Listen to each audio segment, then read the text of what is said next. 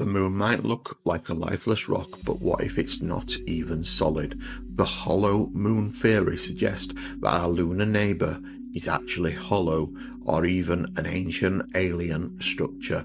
The idea took off after a NASA mission deliberately crashed a lunar module into the moon in 1969.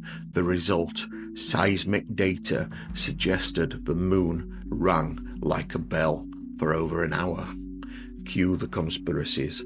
Some believe the moon is a giant satellite placed in perfect orbit by an advanced civilization. Others say it could be an ancient spacecraft, long abandoned but still operational.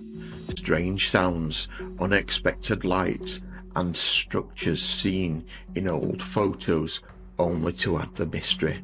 Mainstream science say it's just the moon's unique geology, but when something the size hangs over our heads every night, it's hard not to wonder, is it natural or is it watching? Stay curious, my friends.